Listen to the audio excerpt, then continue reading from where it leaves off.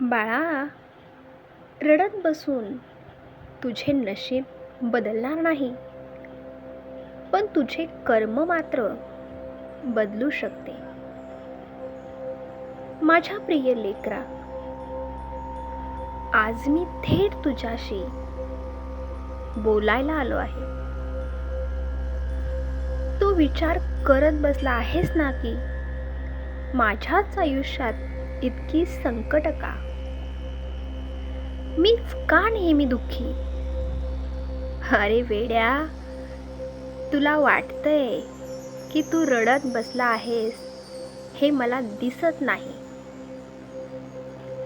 तुझ्या डोळ्यातून पडणारा प्रत्येक थेंब माझ्या काळजाला स्पर्श करून जातो. पण मला सांग, रडण्याने आजपर्यंत कोणाचे प्रश्न सुटले आहेत का? रडणे म्हणजे तू तुझ्या पराभवावर शिक्कामोर्तब करण्यासारखं आहे. आणि तू माझं लेकरू आहेस. तू पराभूत होण्यासाठी जन्मलेला नाहीस. बाळा, तू ज्या विचारांच्या चक्रात अडकला आहेस ना, ते केवळ तुझ्या मनाचा खेळ आहे. तू भूतकाळातील जखमा उकरत बसतोस किंवा भविष्याची विनाकारण भीती बाळगतोस. यामुळे तू तुझा आजचा वर्तमान गमावत आहेस. लक्षात ठेव, काल जे झाले ते माझ्या इच्छेनुसार होते आणि उद्या जे होईल ते तुझ्या आजच्या कर्मावर अवलंबून असते. जर तू आज रडत बसलास तर तुझा उद्याचा दिवसही तसाच जाईल. त्यामुळे आता उठ, तुझे अश्रू पुस आणि स्वतःला सांग की माझा स्वामी माझ्या पाठीशी आहे. मग मला कशाची भीती? तुला वाटतंय की तुझे सर्व रस्ते बंद झाले आहेत. नाही लेकरा, असं कधीच होत नाही. जेव्हा निसर्ग एक दरवाजा बंद करतो तेव्हा तो 100 नवीन दारे उघडी ठेवतो. पण तुझे लक्ष फक्त त्या बंद दाराकडे असते. तिथेच उभा राहून तू रडत असतोस. म्हणून तुला उघडी असलेली जी दारे असतात ना, ती दिसत नाहीत. तू एकदा माझ्याकडे पूर्ण श्रद्धेने बघ. मी तुझ्यासाठी अशा वाटा तयार केल्या आहेत ज्याची तू कल्पनाही केली नसेल. तू ज्याला तुझे अपयश मानतोस तोच तुझ्या यशाचा पहिला टप्पा असू शकतो. बाळा, कधी कधी आयुष्यात कठीण काळ येतो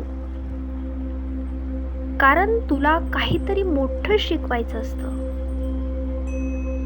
सोन्याला सुद्धा झळाळी येण्यासाठी आगीतून जावं लागतं. तुझ्या आयुष्यातील हे दुःख म्हणजे तुला घडवण्याची एक प्रक्रिया आहे. तू म्हणतोस, स्वामी, मी इतकी सेवा करतो, मग माझ्या वाट्याला हे का? पण तुला माहिती नाही की तुझ्यावर येणारं खूप मोठं संकट मी एका लहानशा अडचणीत रूपांतरित करून तुला वाचवलेलं आहे. तू फक्त तुझे कर्म प्रामाणिकपणे करत राहा. फळाची चिंता तू कशाला करतोस? मी बसलो आहे ना तुझा हिशोब ठेवायला. जगात कोणतीही गोष्ट कायम स्वरूपी नसते, अगदी तुझे दुःख सुद्धा नाही. मग तू का डगमगतोस? लोक तुला नावे ठेवतील, तुला एकटं पाडतील, पण मी तुला कधीच सोडणार नाही. ज्या क्षणी तुला वाटेल की आता कोणीच नाही, त्या क्षणी तू माझे नाव घे. मी तुझ्या श्वासात प्रकट होईन. तुझा विश्वास हाच माझा आधार आहे. जर तू डगमगलास तर माझी शक्ती तुझ्यापर्यंत पोहोचायला वेळ लागेल. तू स्थिर हो, तुझे मन शांत कर, ध्यान कर, नामस्मरण कर. श्री स्वामी समर्थ या मंत्राचा जप करताना तुला जाणवेल की तुझ्या सभोवतालची नकारात्मकता कशी नष्ट होत आहे. माझ्या लेकरा, तू फक्त स्वतःसाठी जगत नाहीस. तुझ्यावर अवलंबून असणारे तुझे कुटुंब, तुझी मुले, तुझे प्रियजन आहेत. जर तूच असा खचून गेलास तर त्यांना आधार कोण देणार? तुला त्यांच्यासाठी एक वटवृक्ष बनायचा आहे आणि या वटवृक्षाची मुळं माझ्या चरणांशी घट्ट रोवलेली आहेत. त्यामुळे वादळ कितीही मोठं आलं तरी तू पडणार नाहीस. तुझे घर हे माझे मंदिर आहे. तिथे रडण्याचे सूर नकोत, तर आनंदाचे आणि प्रार्थनेचे सूर ऐकू येऊ दे. तुझ्या मनात जे प्रश्न आहेत त्यांची उत्तरे तुझ्याकडेच आहेत. फक्त तू शांत राहून ती शोधण्याचा प्रयत्न कर. मी तुला बुद्धी दिली आहे, विचार करण्याची शक्ती दिली आहे. तिचा वापर कर. आळस सोडून दे. रडत बसलेला माणूस कधीच प्रगती करू शकत नाही. कष्टाची जोड दे आणि मग बघ मी तुझ्या कष्टाचे फळ कसे 1000 पटीने तुला परत देतो. तू 1 पाऊल पुढे टाक, मी तुझ्यासाठी 10 पावले पुढे येईन. रात्र कितीही गडद असली तरी सूर्योदय हा ठरलेलाच असतो.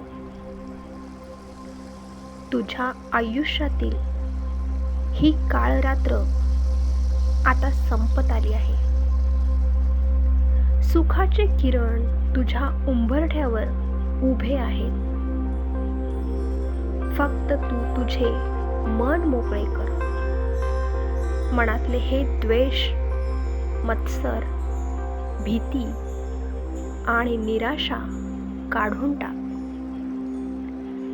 जेव्हा तुझे मन रिकामे आणि स्वच्छ होईल तेव्हाच मी तिथे प्रेमाचा आणि सुखाचा वर्षाव सुरू करेन. माझ्या लेकरा, मी तुला शब्द देतोय, तू कधीच अनाथ नाहीस. भिवू नकोस, मी तुझ्या पाठीशी आहे.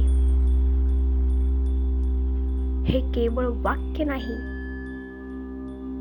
तर ते माझे तुला दिलेले वचन आहे. तू जगाच्या पाठीवर कुठेही असलास माझे लक्ष तुझ्यावर आहे. तू संकटात असशील तेव्हा मी तुझा हात धरून तुला बाहेर काढेन. पण तुला माझ्यावर पूर्णपणे विसंबून राहावे लागेल.